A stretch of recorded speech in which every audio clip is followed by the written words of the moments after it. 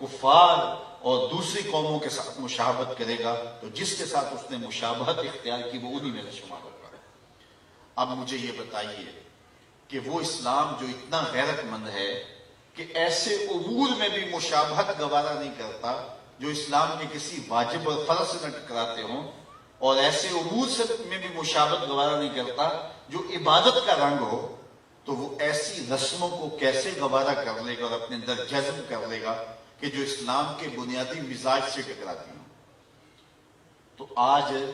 اپنے عقیقے ولیمے سے لے کر کے اپنی شادی بیاہ کی ساری تقریبات کا ہم جائزہ لیں کہ ہمارا کیا کیا انداز، ہمارے کیا کیا تیور بن گئے ہیں جو اسلام کے مزاج سے ہی ٹکراتے ہیں۔ یہ ویلنٹائن ڈے کے نام سے جو بدتمیزی مغرب سے میڈیا کے ذریعے ہمارے تک پہنچی، اور پھر نسل نو نے اپنی نفسیاتی کمزوریوں کی وجہ سے اس کو اختیار کیا،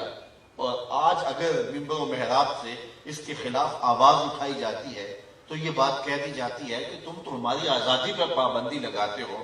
یار نہ صحیح کسی خاتون کے ساتھ جو ہے وہ محبت کا اظہار غیر محرم کے ساتھ، ماں کے ساتھ جو ہے وہ محبت کا تو اظہار کیا جا سکتا ہے، اپنے باپ کے ساتھ تو محبت کا اظہار کیا جاتا ہے، ضرور غیر محرم کے ساتھ ہی محبت کا اظہار کرنا ہے۔ اس طرح کی دلیلیں دے کر کے بھی جو ہے اس کے جواز کے راستے نکالے جاتے ہیں۔ میاں اسلام کا اپنا مزاج ہے، اسلام نے کوئی دن اور کوئی وقت مقرر نہیں کیا محبت کا۔ یہ دوسری قومیں ہیں جو سال کے بعد جا کے اپنی ماں کو پھول دیتے ہیں، سال کے بعد جا کے اپنے باپ کا دن مناتے ہیں۔ اسلام تو 24 گھنٹے ماں کی خدمت کا درس دیتا ہے، وہ تو لمحہ لمحہ باپ کی خدمت کا درس دیتا ہے، اور وہ جو ہے وہ بیوی کے روپ کے اندر تمہارا جو ساتھی ہے اس کے جذبات کا خیال رکھنے، اس کے ساتھ محبت کا اظہار کرنے کی تلقین کرتا ہے،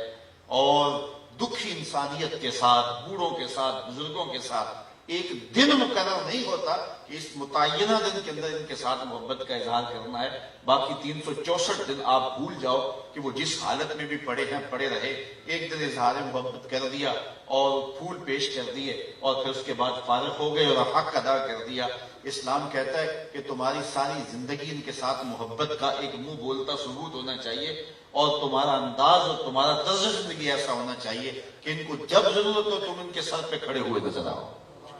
تو یہ غیروں کی رسموں کو سینے سے لگانا اور ان کے ساتھ کھڑا ہو جانا، اور وہ کہتے ہیں جب یہ دن آتا ہے تو پاکستان کے جو ہے وہ سٹالوں سے پھول نہیں ملتے ہیں اور کیا کیا تماشے لگتے ہیں۔ یار ایک مومن کو کیا زیبا ہے، کیا اس کے لائق ہے کہ وہ غیروں کی رسموں کو سینے سے لگائے اور پھر اس کو نبھاتا پھرے اور اس کے اوپر دلائل دیتا پھرے، اور یہ جو ہے وہ میڈیا کے اوپر بیٹھ کے ٹین ٹین کرنے والے 2 نمبر دانشور اس پہ باتیں کرتے پھرے۔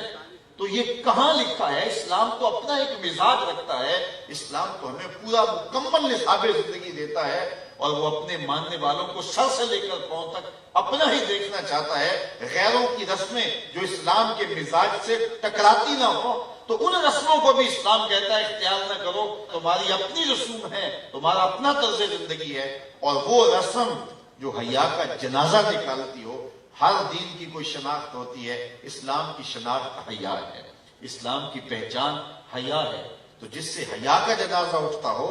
تو حیا کے پردے چاک ہوتے ہوں تو اسلام کس طرح اس کی حوصلہ افزائی کی اجازت دے گا؟ تو میں اور آپ بطور مسلمان